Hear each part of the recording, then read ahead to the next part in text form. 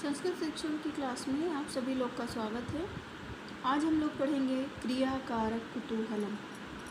10वीं का तृतीय पाठ है। इसमें बताया जाएगा कि वाक्य रचना के समुचित ज्ञान से ही हम भाषा पर अधिकार प्राप्त कर सकते हैं और वाक्य रचना में ही कारक और क्रिया का संबंध सर्वाधिक महत्वपूर्ण होता है। इसलिए भाषा के गहन और गंभीर ज्ञान के लिए कारक और क्रिया पदों के पारस्परिक संबंध का ज्ञान होना बहुत आवश्यक है। इसी को ध्यान में रखते हुए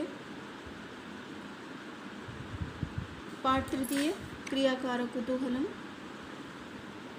आपके सिलेबस में दिया गया है कि हम कैसे संस्कृत भाषा का ज्ञान और वाक्य रचना के द्वारा हम इस पर कैसे एकाधिकार प्राप्त कर सकते हैं। प्रस्तुत पाठ में 13 श्लोक हैं, जिसमें प्रथम से लेकर 7वें श्लोक तक इसमें विभक्तियाँ और कारकों का प्रयोग किया गया है, जबकि 8वें से और 13वें तक लकारों का प्रयोग किया गया है। चलिए शुरू करते हैं। पहला श्लोक।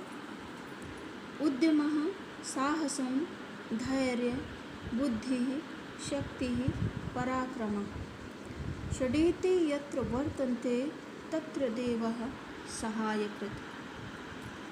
उद्यमः उत्साह या उद्यम, साहसं साहस उत्साह, धैर्य बुद्धि शक्ति बल पराक्रम आदि, ये 6 षडेति यानी ये 6 यत्र वर्तन्ते जहाँ पर ये होते हैं, तत्र देवः सहायकृत् वहाँ पर देवता भी सहायता करते हैं। एक बार और देखेंगे। उद्यमः साहसं धैर्यं बुद्धि शक्ति पराक्रम षडेते यत्र वर्तन्ते तत्र देवः सहायकृत्। उद्यम उद्योग, साहस उत्साह, धैर्य या धीरज, बुद्धि शक्ति और पराक्रम, ये 6 जहाँ होते हैं वहाँ देवता भी सहायता करते हैं। अब उद्यमः इसका शब्दार्थ और इसमें कौन से प्रत्यय या उपसर्ग लगे हैं इसका तुरंत ही निरूपण कर दिया जाए, इसमें बता दिया जाए तो अच्छा है। उद्यमः में उत उपसर्ग और यम धातु है, जिससे बना है उद्यम। साहस उत्साह, धैर्य का शब्दार्थ होगा धीरज, बुद्धि यानी मेधा, शक्ति बल, पराक्रम यानी कार्य करने की शक्ति। षडेति षडेति यत्र वर्तन्ते, यत्र और तत्र अव्यय प्रयोग किए गए हैं। वर्तन्ते वृत धातु लट लकार प्रथम पुरुष बहुवचन में प्रयोग करते हैं, जिसका मतलब है रहते हैं। ये 6 जहाँ रहते हैं वहाँ देवता भी सहायता करते हैं। दूसरा श्लोक है। विनयो वंशम आख्याति देशम आख्याति भासितम संभ्रमः स्नेहम आख्याति वपुराख्याति भोजनम। आख्याति विनयो वंशम आख्याति, विनयो वंशम आख्याति, जो वंश है इसका हम पता कैसे चलेंगे? विनयता से, या विनय ही वंश को बताता है या कहता है कि हम किस वंश से रिलेटेड है। यदि हम बहुत लड़ाई या झगड़ालू प्रवृत्ति के हैं तो लोग बोलेंगे ये इनका वंश बहुत ही झगड़ालू प्रवृत्ति का है। यदि हम बहुत ही सौम्य और विनयता से दूसरे से बात करते हैं तो बताया जाता है कि इनका वंश बहुत ही साक्षर और ज्ञानशील है। तो विनयो वंशम आख्याति देशम आख्याति भासितम। देशम आख्याति भासितम, बोली या भाषा से हम देश को बता सकते हैं या जान सकते हैं। संभ्रमः स्नेहम आख्याति, हड़बड़ी या उद्वेग से हम स्नेह को कह सकते हैं या कहते हैं वपुराख्याति भोजनम, और शरीर को देख करके हम भोजन का अनुमान लगा लेते हैं। एक बार और देखेंगे। विनयो वंशम आख्याति देशम आख्याति भाषितम संभ्रम स्नेहम आख्याति वपुराख्याति भोजनम। विनय से हम वंश को जानते हैं, भाषा से या बोली से हम देश को जान जाते हैं या देश को पहचान जाते हैं। संभ्रम स्नेहम आख्याति, और हड़बड़ी या उद्योग से हम स्नेह को जानते हैं। वपुराख्याति भोजनम, और हम शरीर को देख करके उसके भोजन का अनुमान या भोजन को जान जाते हैं। इसमें इस श्लोक में देखिए आख्याति औपसर्ग ख्या धातु लट लकार प्रथम पुरुष एक वचन का प्रयोग किया गया है। यहाँ पर यही भाषितम, भाषितम यानी भाषा या बोली, संभ्रम हड़बड़ी या उद्योग, स्नेह प्रेम को कहते हैं, वपु यानी शरीर, भोजनम भोजन, ये शब्दार्थ हो गए। उसके बाद है तीसरा श्लोक। मृगा मृगैः संगम अनुव्रजन्ति गावश्च गोभिः तुरंग तुरंगैः मूर्खश्च मूर्खैः सुधया सुधीभिः समानशीलवसनेषु सख्यम्। मृगा मृगैः संगम अनुव्रजन्ति, जो मृग हैं, हिरण हैं, वो अपने ही जाति या मृगों के साथ ही अनुव्रजन्ति अनुकरण करते हैं, घूमते हैं।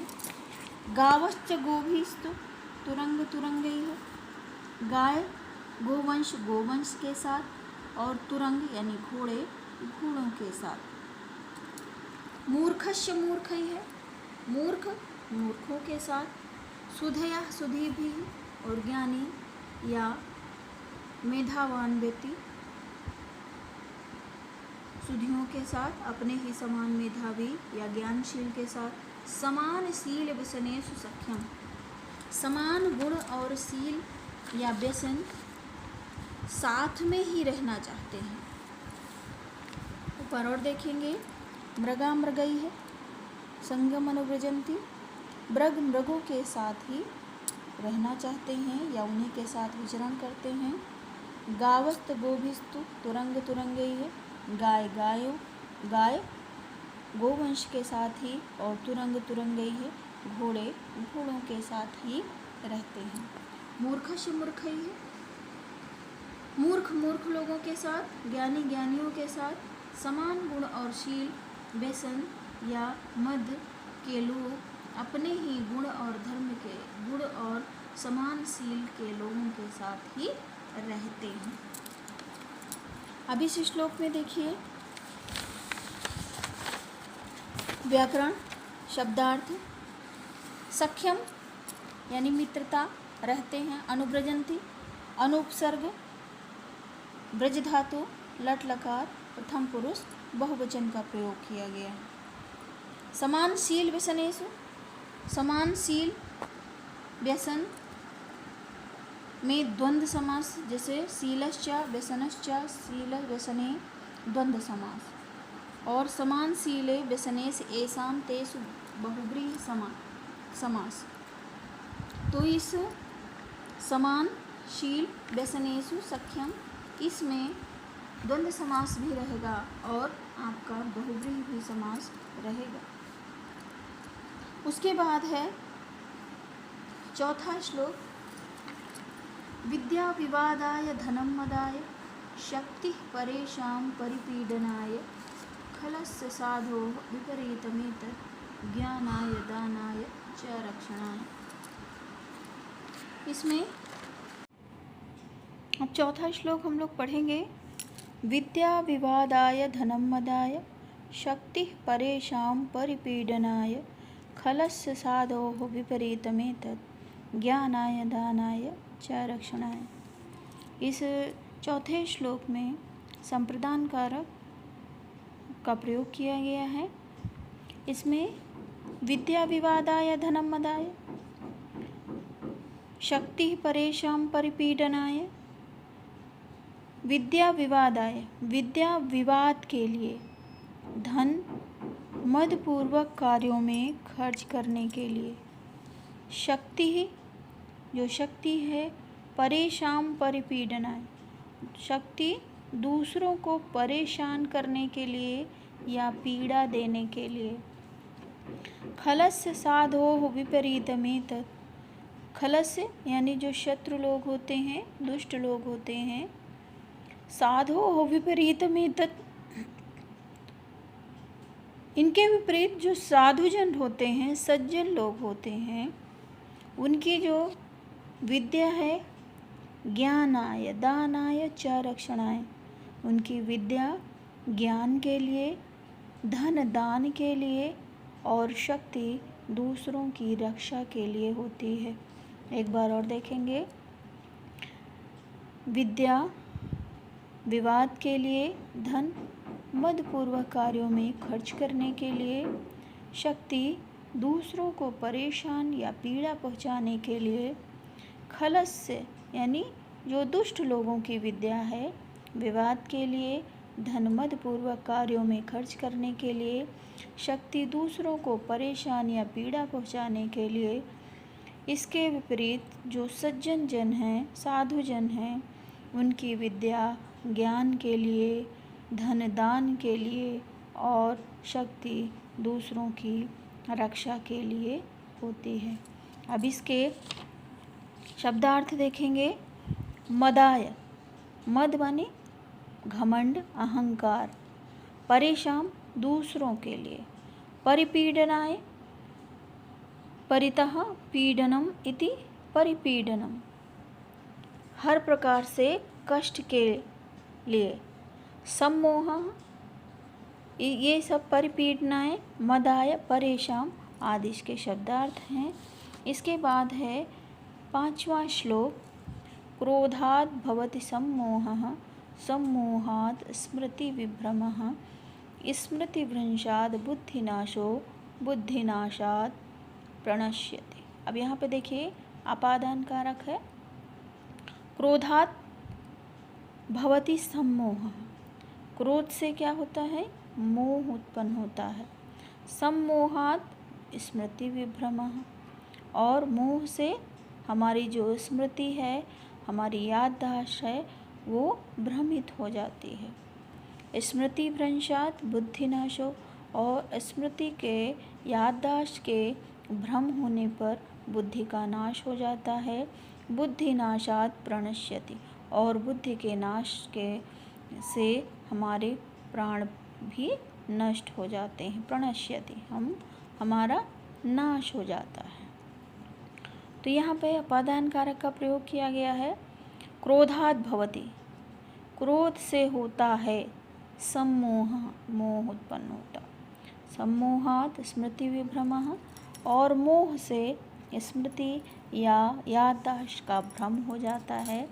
स्मृति भ्रंशात् बुद्धिनाशो, स्मृति के भ्रम से बुद्धि का नाश हो जाता है।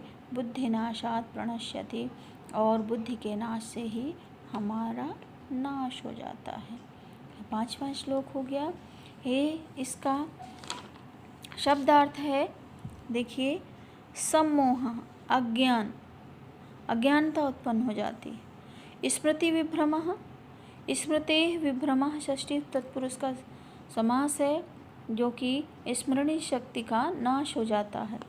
प्रणश्यति, इसमें प्राउपसर्ग, नश धातु, लट लकार, प्रथम पुरुष एक वचन का प्रयोग होता है, जिसमें होता है नष्ट होता है। उसके बाद आगे का श्लोक, 6वां श्लोक। आलसस्य कुतो विद्या, अविद्यस्य कुतो धनम, अधनस्य कुतो मित्रम, अमित्रस्य कुतः सुखम। आलस्य कुतो विद्या, आलसी को विद्या कहाँ, या आलसी को विद्या कहाँ। अविद्यस्य कुतः धनम, और जो अज्ञानी है उसको धन कहाँ। अधनस्य कुतो मित्रम, और जिसके पास धन नहीं है उसके मित्र भी नहीं होते हैं। तो जो गरीब हैं, निर्धन हैं, उनका मित्र कहाँ। अमित्रस्य कुतः सुखम, और जिसके पास मित्र नहीं है उसका पास सुख भी नहीं है। तो देखिए, आलस्यस्य कुतो विद्या, ये षष्ठी तत्पुरुष का षष्ठी कारक या आपका संबंध कारक का प्रयोग किया गया है।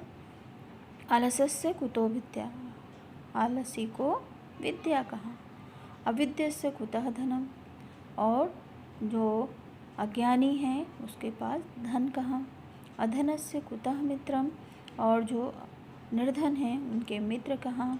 अमित्रस्य कुतः सुखम, और जिनके मित्र नहीं हैं उनका को सुख कहाँ। अब इसमें देखिए इसका शब्दार्थ अविद्यस्य, इसमें अविद्यमाना विद्या यस्य सः, ये बहुव्रीहि समास का प्रयोग किया गया है यहाँ पर। विद्याहीन या मूर्ख। अधनस्य, जिसके पास धन नहीं होता, न धनम यस्य सः, अधनस्य बहुव्रीहि समास, ये इनका शब्दार्थ है। उसके बाद है 7वां श्लोक। शैले शैले न माणिक्यम मौक्तिकम न गजे गजे, साधवो न हि सर्वत्र चंदनम न बने बने। 7वां श्लोक। शैले शैले न माणिक्यम, शैले शैले यानी प्रत्येक पर्वत पर मणियाँ नहीं होती। मौक्तिकम न गजे गजे, और हर हाथी के मस्तक पर मुक्ताहार नहीं होता। साधवो न ही सर्वत्र चंदनम न बने बने, और सभी जगह साधुजन नहीं होते, चंदनम न बने बने, और प्रत्येक वन में चंदन का वृक्ष नहीं होता है। यहाँ पर देखिए सप्तमी विभक्ति का प्रयोग किया गया है, यानी संबोधन का। सप्तमी विभक्ति अधिकरण। शैले शैले न माणिक्यम, प्रत्येक पर्वत पर मणियाँ नहीं होती हैं। मौक्तिकम न गजे गजे, और प्रत्येक गज यानी हाथी के मस्तक पर मुक्ताहार नहीं होता है। साधवो न ही सर्वत्र, और सभी जगह साधुजन नहीं होते। चंदनम न बने बने, और प्रत्येक वन में चंदन का वृक्ष नहीं होता है। देखिए यहाँ पर इसका शब्दार्थ। शैले शैले प्रत्येक पर्वत पर, माणिक्यम यानी हीरा या मणियाँ, मौक्तिकम यानी मोती, ये इनका शब्दार्थ हो गया। इसके बाद